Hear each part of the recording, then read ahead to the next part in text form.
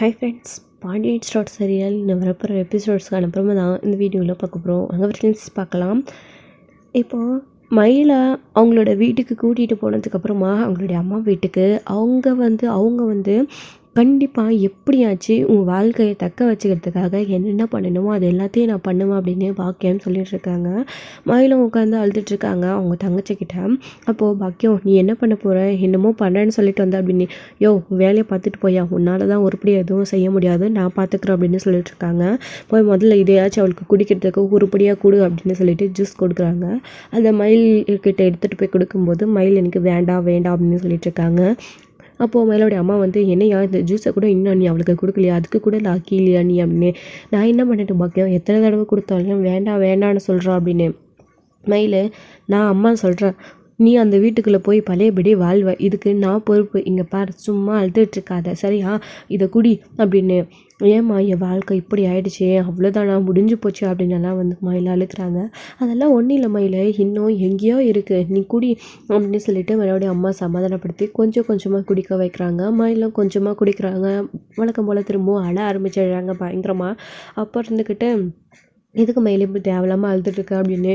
இல்லைம்மா அது வந்து அப்படின்னு, இது எதையும் நீ நினச்சி கவலைப்பட்டுருக்காத, வா படுத்து தூங்கு அப்படின்னு சொல்லிட்டு மயிலை ரூம்குள்ளே கூட்டிகிட்டு போய் அவங்களுடைய அம்மா படுக்க வச்சிடுறாங்க. ஸோ எல்லோரும் அப்படியே படுத்து தூங்க ஆரம்பிக்கிறாங்க. பாக்கியம் வந்து என்ன பண்ணுறது அவளோட வாழ்க்கைக்காக அடுத்து அப்படின்னு யோசிக்க ஆரம்பிக்கிறாங்க.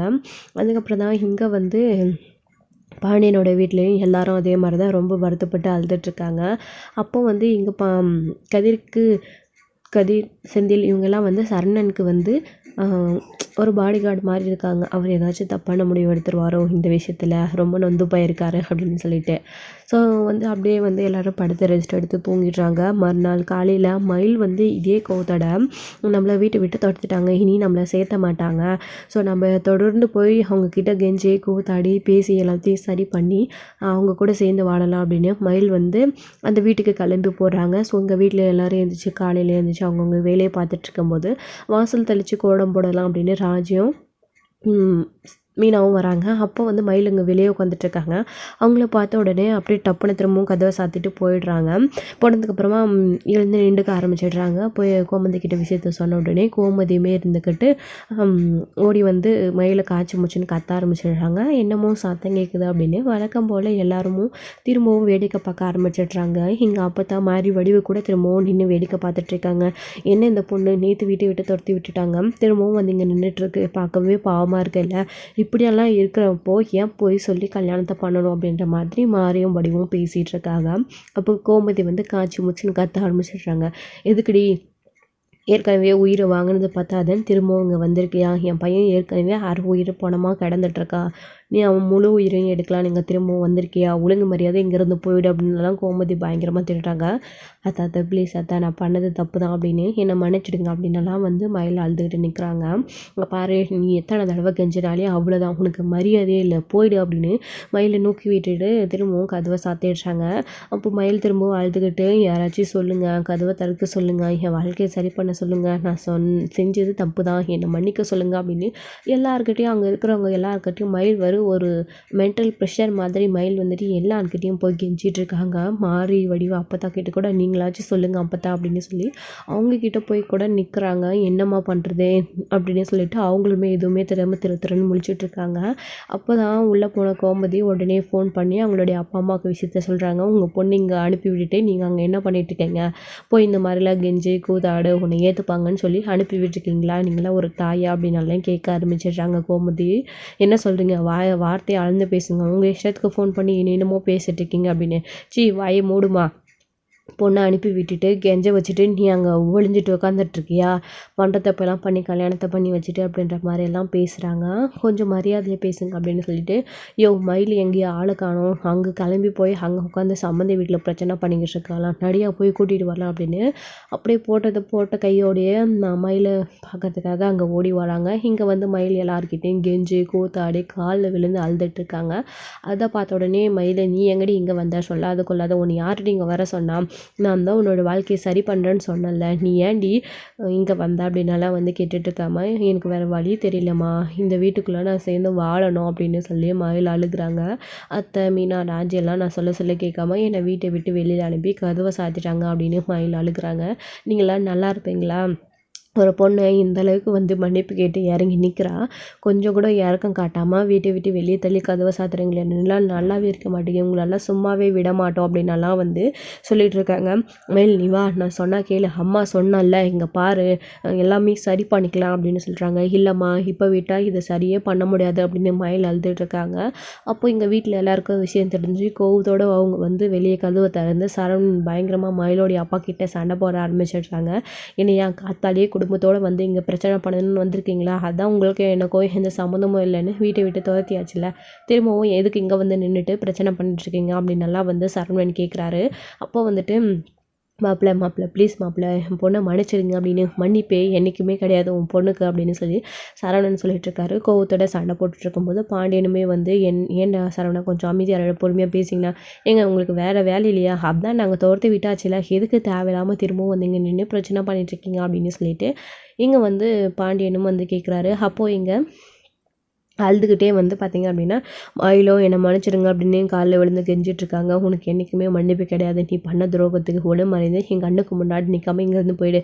இப்போ இங்கேருந்து போக போகிறீங்களா இல்லையா, இங்கே பாருங்கள், இப்போ நீங்கள் இங்கேருந்து போகல, என் சாவுக்கு காரணம் நீங்கள் தானே, எழுதி வச்சுட்டு செத்து போயிடுவேன் பார்த்துக்கோங்க, அப்புறம் போலீஸ் கேஸுன்னு நீங்கள் காடத்துக்கு ஜெயிலில் கழித்தீங்கணும் அப்படின்ற மாதிரி சரவணன் சொல்கிறாரு. இதை கேட்ட உடனே இங்கே கோமதி, பாண்டியன் எல்லாரும் ஆடி போயிடுறாங்க. என்ன இப்படியெல்லாம் பேசுகிறடா சரவணா அப்படின்னு வந்து கேட்குறாங்க. வேறு என்னப்பா பண்ணுறது, எனக்கு வேறு வழி தெரியல, அவள் போனதுக்கப்புறம் கூட நிம்மதி இல்லாமல் இப்படி வந்து அடிக்கடிக்கு டார்ச்சர் பண்ணிக்கிட்டே இருக்காங்களேப்பா, ஒரே அடியாக செத்துடலாம்டா அப்படின்ற மாதிரி பேசுகிறாங்க. என்னடா நீ எதுக்குடா சாகணும் அப்படின்னு சொல்லிட்டு கோமதி, வீட்டில் இருக்கவங்க எல்லாருமே வந்து சரவணனை திட்டிகிட்டு இருக்காங்க. போக போகிறீங்களா இல்லையா அப்படின்னு. மாமா என்ன மாமா இப்படிலாம் பேசுகிறீங்க, அதெல்லாம் எப்படி பேசாதீங்க மாமா அப்படின்னு. அப்பா அவ்வளோதான்ப்பா, இவளுக்கும் எனக்கு சுத்தமாக செட் ஆகாது, சரி வராது, டிவோர்ஸ் வாங்கி கொடுத்துருங்க அப்படின்னு சரவணன் சொல்கிறாரு. இதை கேட்ட உடனே பாண்டியன் ஆடி போகிறாரு. என்னடா சொல்கிற சரவணா அப்படின்னு. ஆமாப்பா, அவ்வளோதான், எல்லாமே முடிஞ்சு போச்சு, டிவோர்ஸ் வாங்கி கொடுத்துருங்க அப்படின்னு. அதான்ப்பா எனக்கு நிம்மதி. அதாவது உங்கள் பையனுக்கு நீங்கள் ஏதாச்சும் ஒரு நல்லது செய்யணும்னு நினச்சிங்க அப்படின்னா தயவு செஞ்சு இதை பண்ணுங்கப்பா அப்படின்னு சரவணன் வந்து கேட்குறாரு. சரிடா சரவணா, நீ பண்ணுற மாதிரி நான் பண்ணி கொடுத்துட்றேன், ஆனால் எங்களை விட்டு போகிற தப்பான முடிவு எடுக்கவான்னு மட்டும் என்றைக்கும் சொல்லாதரா அப்படின்னு சொல்லிட்டு பாண்டியன் சொல்லிடுறாரு. இதை கேட்டுங்க மயிலோடைய ஃபேமிலி மொத்தமாக ஆடி போயிடுறாங்க. அவளுடைய அப்பா அம்மா எல்லாம் என்ன சம்மந்தி, சின்ன பையன் ஏதோ சொல்கிறாரு அப்படின்னு பார்த்தா நீங்களும் அதுக்கு சரின்னு சொல்கிறீங்க, நடந்த பிரச்சனைகள்லாம் மறந்துட்டு மயிலை ஏற்றுக்கோங்க அப்படின்னு சொல்கிறாங்க. இவ்வளோ பேச்சு பேசிட்டு இப்போது என்ன மயிலை ஏற்றுக்க சொல்லி கெஞ்சுறீங்களே, அதெல்லாம் நடக்காது அப்படின்னு சொல்கிறாரு. என் பையன் சொன்ன மாதிரி டிவோர்ஸ் வாங்கி கொடுத்துருவோம் அப்படின்னு. அப்படியா, அதையும் நாங்களும் பார்த்துட்றோம், நீங்கள் எப்படி டிவோர்ஸ் வாங்கிட்டீங்க அப்படின்னு. நாங்கள் டிவோர்ஸ் கொடுக்க ஒத்துக்கிட்டா தானே நீங்கள் டிவோர்ஸ் வாங்க முடியும் அப்படின்னு சொல்லிட்டு மயிலோடைய அம்மா சொல்லிகிட்டு இருக்காங்க. மயிலை, இவங்க எப்படி நம்மளை மீறி டிவோர்ஸ் வாங்கிட்டுறாங்க, நானும் பார்க்குறேன் வாடி அப்படின்னு சொல்லிட்டு மயிலை கூட்டிகிட்டு அங்கேருந்து போகிறாங்க பயங்கர பிரச்சனைக்கு அப்புறமா. ஸோ வந்து மயிலை வீட்டுக்கு கூட்டிகிட்டு போனதுக்கப்புறமா இங்கே இவங்க வந்து வீட்டில் எல்லாரும் ஆடி போய் உட்காந்துட்ருக்காங்க. அப்போ தான் மயிலோடைய அம்மா அங்கே கூட்டிகிட்டு போயிட்டு ஏம்மா என்னை கூட்டிகிட்டு வந்துட்டா அப்படின்னு மயில் சொல்லிகிட்ருக்காங்க. அப்படியே ஏதாச்சும் பேசி நான் சமாளிக்க வச்சுடுவேன்ல, மாமா என்னை டிவோர்ஸ் பண்ண போகிறதா சொல்லிகிட்டு இருக்காரு, அவங்க வீட்டில் எல்லாருமே சப்போர்ட் பண்ணிகிட்டு இருக்காங்களேம்மா அப்படின்னு சொல்லிட்டு பேசுகிறாங்க.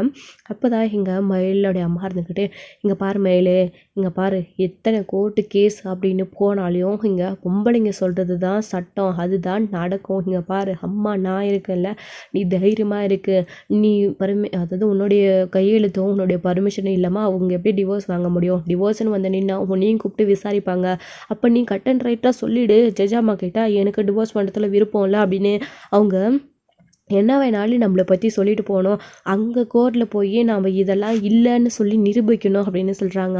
ஆமாம் மயிலே, உன்னுடைய வாழ்க்கை நல்லா இருக்கணும்னா நான் சொல்கிறதெல்லாம் நீ செய், நல்லா கேட்டுக்கோ, அப்படி டிவோர்ஸ் வேணும் அப்படின்னு போய் அங்கே நின்னாங்க அப்படின்னா அதுக்கு எதிராக நம்ம என்னென்ன செய்ய முடியுமோ அது எல்லாத்தையும் செய்யணும் அப்படின்னு மயிலோடைய அம்மா சொல்கிறாங்க.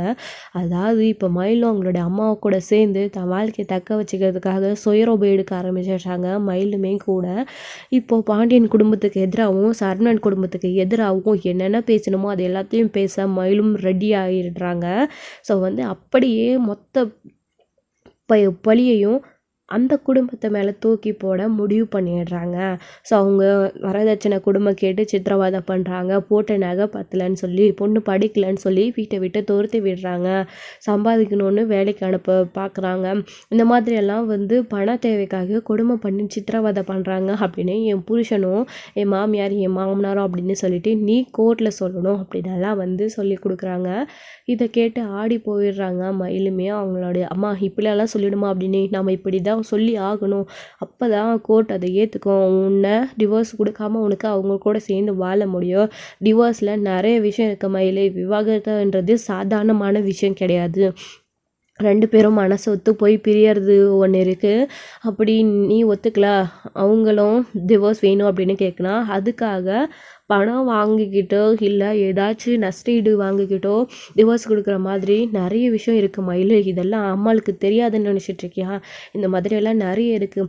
நீ என்ன கொடுமை பண்ணுறாங்க, சித்திரவதை பண்ணுறாங்க அப்படின்னு நீ அவங்க கிட்ட சொல்லணும். அப்போ தான் உன் பக்கம் நியாயம் இருக்குது அப்படின்னு புரிஞ்சுக்கிட்டு, நீ தப்பே பண்ணியிருந்தாலையும் அந்த ஆம்பளையே விசாரிப்பாங்க. அதனால் நீ ஜட்ஜம்மா கிட்ட இப்படியெல்லாம் சொல்லணும் அப்படின்னு பேசிகிட்டு இருக்காங்க, சொல்லி கொடுக்குறாங்க.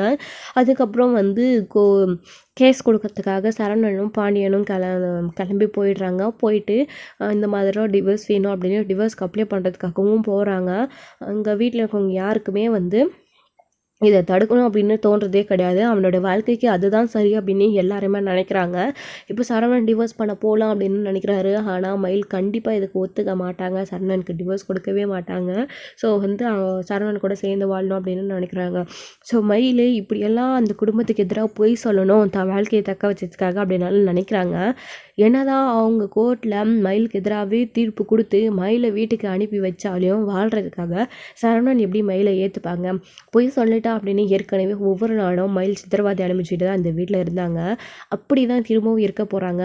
ஸோ பொய் சொல்லிட்டா அப்படின்னு தெரிஞ்சு வீட்டை விட்டு துரத்தி அனுப்பிட்டதுக்கு அப்புறமாவும் இந்த மாதிரிலாம் பொய் சொல்லி கோர்ட்டு கேஸுன்னு அவமானப்படுத்தி பாண்டியனோட குடும்பத்தை எந்த அளவுக்கு அவமானப்படுத்த முடியுமோ அந்த அளவுக்கு அவங்களுடைய அப்பா அம்மாவும் மயிலும் தொந்தரவு பண்ணி வீட்டுக்குள்ளே திரும்பவும் மயில் வந்தால் அந்த குடும்பம் எப்படி மயிலை நிம்மதியாக ஏற்றுக்கும்? ஸோ இதெல்லாத்தையும் அவங்க கொஞ்சம் கூட யோசிச்சு பார்க்காம அப்படியே எல்லா பழியையும் சரவணன் மேலே தூக்கி போட ரெடி ஆகிடுறாங்க மயில் வந்துட்டு. இப்போது அவங்களுடைய அம்மா சொன்னதுக்கப்புறமா சரி அப்படின்னு அவங்களுமே ஒத்துக்கிட்டு மயிலுமே அமைதி ஆகிடுறாங்க. ஸோ இன்னொரு பக்கம் இங்கே அப்படி கேஸ் கொடுத்துட்டு வீட்டுக்கு வராங்க. என்னங்க ஆச்சு அப்படின்னு கோமதி கேட்குறாங்க. கம்ப்ளைண்ட் கொடுத்துட்டு வந்திருக்கோம், நோட்டீஸ் அவங்க வீட்டுக்கு போனதுக்கப்புறமா விசாரிக்க கூப்பிடுவாங்க அப்படின்னலாம் சொல்லிட்டுருக்காங்க. சரவணா இதை நினச்சி நீ ஒரு நாளும் கவலைப்படாதடா, அம்மா நான் உனக்கு துணையாக இருக்கேன் அப்படின்னு கோமதி சொல்லிட்டுருக்காங்க. ஆனால் நாங்களுமே உங்களுக்கு துணையாக இருக்கோம் அப்படின்னு தான் வந்து செந்தில் எல்லாருமே வந்து சொல்லிட்டுருக்காங்க. கதிர் எல்லாருமே சரவணனுக்கு ஆறுதலாக வந்துட்டு. இன்னொரு பக்கம் வந்து பார்த்திங்க அப்படின்னா இங்கே இந்த மாதிரி கரெக்டாக அவங்க வீட்டுக்கு அதுக்கு தகுந்த மாதிரி நோட்டீஸ் வந்து போயிடுது. நோட்டீஸ் போன உடனே டிவோர்ஸ் நோட்டீஸ் வந்துடுச்சு அப்படின்னு மயில் வந்து அவங்களோட தங்கச்சி சுடர் வந்து அதை படித்து காட்டின உடனே அப்படியே மயில் அங்கேயே மயக்கம் போட்டு வீட்டிலேயே விழுந்துடுறாங்க. என்னடி சுடர் ஆச்சு, ஏன் இப்படி மயக்கம் போட்டு விழுறா அப்படின்னு. அம்மா மாமா வீட்டிலேருந்து டிவோர்ஸ்க்கு அப்ளை பண்ணி நோட்டீஸ் கொடுத்துருக்காங்கம்மா கோர்ட்லேருந்து அப்படின்னு சொன்ன உடனே பயங்கர அதிர்ச்சி ஆகுறாங்க மயிலோடைய அம்மாவுமே. என்ன டிவோர்ஸ் பண்ண போகிறதாக தான் காலையில் சொன்னாங்க, அதுக்குள்ளே டிவோர்ஸ் நோட்டீஸ் வீட்டு தேடி வந்திருக்கே அப்படின்னு. ஓ இந்த அளவுக்கு போயிட்டாங்களா, இனி நானும் விட மாட்டேன் அப்படின்னு இங்கே மயிலோடைய அம்மாவும் சொல்கிறாங்க. அப்போ சுடர் கொஞ்சம் தெளிவாக பேசுகிறாங்க. அம்மா இப்படி அவங்களுக்கு எதிராக நம்ம பேசுகிறோம் அப்படின்னா அக்காவை எப்படிம்மா அந்த வீட்டுக்குள்ளே திரும்பவும் அவங்க ஏற்றுப்பாங்க? இவ்வளோ பொய்ய சொல்லிட்டு திரும்பவும் இந்த வீட்டுக்குள்ளே சேர்க்க பார்க்குறீங்களா அப்படின்னு கோவப்பட மாட்டாங்களாம்மா அப்படின்னு சொல்கிறாங்க. என்ன வேணாலும் நடக்கட்டிடி, பிரச்சனையே வந்தாலும் சரி மயிலை அந்த வீட்டுக்கு அனுப்பி விட்டதுக்கப்புறமா அவளுடைய வாழ்க்கையை சரி பண்ணிப்பா. என்ன மயிலே எனக்கு அந்த தைரியம் உனக்கு இருக்குல்ல, நீ போய் எல்லாத்தையும் சரி பண்ணிப்பில்ல அப்படின்னு. அம்மா அந்த வீட்டுக்குள்ளே நான் போய் சேர்ந்தா மட்டும் போதுமா, மற்றதை நான் பார்த்துக்கிறேன், அவர் கையில் காலில் விழுந்தாது அவங்கள நான் சம்மதிக்க வைக்கிறேன் அப்படின்னலாம் வந்து மயில் பேசுகிறாங்க. என்ன பாக்கியம் இதெல்லாம் சரி வருமா? அவங்கள எதிர்த்து நம்மளால் போராட முடியுமா? கோர்ட்டு கேஸுன்னு அலைய முடியுமா? அதுக்கெல்லாம் நிறைய செலவாகுமே அப்படின்னு. என்ன வேணாலும் ஆகட்டியா, என் பொண்ணுக்காக கடனை உடனே வாங்கி கூட அவளுடைய வாழ்க்கையை நான் சரி பண்ணுவேன் அப்படின்ற மாதிரி சொல்லிகிட்ருக்காங்க. அப்போ தான் வந்து இங்கே சக்திவேல் போய் நிற்கிறாரு. அப்படி நீங்கள் கடன் வாங்க வேண்டிய அவசியம் இல்லை, அந்த முழு பணத்தையும் நான் தரேன் அப்படின்னு சொல்கிறாங்க. இதை பார்த்த உடனே இவங்க பயங்கர அதிர்ச்சி ஆகுறாங்க. நீங்கள் எங்கே சார் இங்கே உள்ளே வாங்க அப்படின்னு கூப்பிடுறாரு மயிலோடைய அப்பா. ஆமாம் அந்த பரதேசி குடும்பம் அசிங்கப்பட்டு நிற்கணும். கோர்ட் வாசலில் போய் நானும் என் பையனும் அசிங்கப்பட்டு நின்னோம்ல, என் பையன் அந்த பரதேசி மாவை காலில் விழுந்து மன்னிப்பு கேட்டால அத்தனை பேர் முன்னாடியும் அந்த அவமானம் இன்னும் கண் முன்னாடி நிற்குது. அது நீங்கவே இல்லை என் மனசுலேருந்து. அதுக்காக தான் இப்போ நான் இங்கே வந்திருக்கேன். நீங்கள் எடுத்திருக்கிற முடிவு நல்ல முடிவு. கோர்ட்டு கேஸுன்னு அந்த பாண்டியன் குடும்பத்தையும் அவங்க மொத்த குடும்பத்தையும் நீங்கள் அங்கே அசிங்கப்படுத்தணும். அதுக்காக எவ்வளோ செலவானாலையும் நான் பார்த்துக்கிறேன். எந்த வக்கீல் ஏற்பாடு பண்ணணுமோ நான் உங்களுக்கு அந்த வக்கீலை ஏற்பாடு பண்ணி கொடுக்குறேன். அந்த பையன்கிட்டேருந்து உங்கள் பொண்ணுக்கு விவாகரத்து ஆகவே ஆகாது. அப்படியே அவங்க ப்ரெஷர் பண்ணாங்க அப்படின்னா நஷ்டஈடு கேட்டு நீங்கள் கோர்ட்டில் நீங்கள் ரிட்டன் கம்ப்ளைண்ட் கேஸ் கொடுங்க அப்படின்னலாம் சக்திவேல் அவங்களுக்கு சொல்லி கொடுக்குறாங்க. இதை கேட்டு மயிலுமே ஆடி போய் நிற்கிறாங்க. இப்படியெல்லாம் பண்ணால் அவங்களுக்கு கோவம் தானே வரும் அப்படின்னு. கோவம் வரட்டும், அசிங்கப்படட்டும், அப்போ தானே உன்னை அந்த வீட்டுக்குள்ளே சேர்த்துக்க ஏற்பாடு பண்ணுவான் அந்த பாண்டி. பணத்துக்காக இப்படி மருமகளே கட்டின பையன்கிட்டேருந்து பிரித்து வீட்டை விட்டு வெளியே அனுப்பி வச்சிருக்கான்ல, அவன்லாம் நல்லா இருப்பானா? பார் உன் அம்மாவை பார், உன்னை கஷ்டப்பட்டு வளர்த்து படிக்க வச்சு ஆளாக்கி கல்யாணம் பண்ணி கொடுத்து நீ இப்போ வாழா வெட்டியை நிற்கிறேன்னு எந்த அளவுக்கு கஷ்டப்படுறாங்கன்றத பாருமா. இது பார்த்ததுக்கப்புறமா கூட நீ இப்படி பேசிகிட்ருக்கிய அப்படின்னு. என்ன உங்கள் பொண்ணு இப்படி பேசிகிட்ருக்க அப்படின்னு. என் மயிலே அவர் சொல்கிறதுல என்ன தப்பு இருக்குது? நீ அவர் சொல்கிற மாதிரி தான் செய்யணும். கோர்ட்டில் அந்த குடும்பத்துக்கு எதிராக தான் நீ வாக்குமூலம் கொடுக்கணும். அப்போ தான் உன்னை அந்த குடும்பத்தில் எங்களால் போய் சேர்க்க முடியும். இல்லைனா உன் வாழ்க்கை அவ்வளோதான் மயிலே, நீ யோசிக்கோ நல்லா அப்படின்னலாம் அவங்களுடைய அம்மாவும் சொல்கிறாங்க. யோ நீ என்னையா மரம் மாதிரி நின்றுட்டுருக்க சொல்லியா அப்படின்னு சொல்லிட்டு இருக்காங்க. இங்கே பாருமா, உங்கள் அப்பா அம்மா சொல்கிற மாதிரி நீ நடந்துக்கிட்டேன்னா புத்தி கெட்டத்தனமாக பொழைச்சிப்பா. இல்லைன்னா உன் வாழ்க்கை அவ்வளோதாம்மா, அவ்வளோதான். அந்த பரதேசி பையன் பாண்டியை உன்னை தோற்றி விட்டுட்டு நிம்மதியாக அவன் பையனுக்கு வேற ஒரு கல்யாணம் பண்ணி வைக்க பார்ப்பான். நீ தான் வாழை வெட்டியாக வீட்டில் இருக்கணும். உனக்கு அடுத்தது உன் தங்கச்சி வேற இருக்கா போல இருக்கே. உன்னை கல்யாணம் பண்ணி கொடுக்கவே உன் அம்மா எந்த அளவுக்கு கஷ்டப்பட்டிருப்பாங்க. இப்போ உன் தங்கச்சி அடுத்து நீ வாழா வெட்டியோ உட்காந்துட்டு இருந்தா எப்படி உன் தங்கச்சியை கல்யாணம் பண்ணி கொடுக்க முடியும் அப்படின்ற மாதிரியெல்லாம் சக்திவேலே எடுத்து விடுறாரு பாயிண்ட்டாக. இதை கேட்டு பாருடி அவருக்கு கூட தெரியுது. பாரு, இப்படி ஒரு நல்ல மனுஷனை நாம் வச்சுக்கிட்டா தான் நாம் இந்த விஷயத்தில் ஜெயிக்க முடியும். 4 பேரை வச்சு வைக்கணும் அப்படின்ற மாதிரி மயிலோடைய அம்மா பேசுகிறாங்க. நீ பாரு மயில், எல்லாமே உன் வாழ்க்கைக்காக தான் அப்படின்னு. அப்போ மயில் சொல்கிறாங்க, அம்மா ஏற்கனவே நிறைய போய் சொல்லி தப்பு பண்ணி தான்மா என்னை இந்த நிலைமைக்கு ஆளாக்கி வீட்டை விட்டு தள்ளி விட்டுருக்காங்க. திரும்பவும் போய் சொல்லி இந்த மாதிரிலாம் பண்ணால் எப்படிம்மா அவங்க ஏற்றுப்பாங்களா அப்படின்னு சொல்கிறாங்க. மயில், அப்போது உன்னுடைய நல்லதுக்காக போய் சொன்னோம், இப்போவும் நல்லதுக்காக தான் போய் சொல்கிறோம், நம்ப மயில் இந்த அம்மாவை அப்படின்னலாம் இங்கே சப்போர்ட் பண்ணி பேசிகிட்டு இருக்காங்க மயிலோடைய அம்மா சக்திவேல் கூட கூட்டு சேர்ந்துக்கிட்டு. ஸோ இதோட இந்த எபிசோடு முடிச்சிருக்காங்க. அடுத்தடுத்த எபிசோடில் என்ன நடக்க போகுது எல்லாத்தையும் மீறி எப்படி டிவோர்ஸ் வாங்க போகிறாங்க மயில்கிட்ட இருந்து சரவணன் அப்படின்றத வெயிட் பண்ணி பார்க்கலாம். அப்படி இல்லை சக்திவேலோட சதி தான் இது, மயிலுக்கு சப்போர்ட் பண்ணி நம்ம குடும்பத்தை பழி வாங்கணுன்றதுக்காகவே சக்திவேல் இதெல்லாம் பண்ணியிருக்காரு. மொத்த குடும்பமும் நம்ம குடும்பத்துக்கு எதிராக பொய்யான சாட்சிகளை சொல்லுது அப்படின்னு தெரிஞ்சால் இங்கே பாண்டியனோட வீட்டில் இருந்து அவங்களோட ரியாக்ஷன் என்னவா இருக்க போதோ, அவங்க என்ன பண்ண போகிறாங்க அப்படின்றதெல்லாம் வெயிட் பண்ணி ஸ்டோரியில் பார்க்கலாம். Friends, thank you. இந்த வீடியோ உங்களுக்கு பிடிச்சிருந்தா லைக் பண்ணுங்கள், ஷேர் பண்ணுங்கள், கமெண்ட் பண்ணுங்கள்.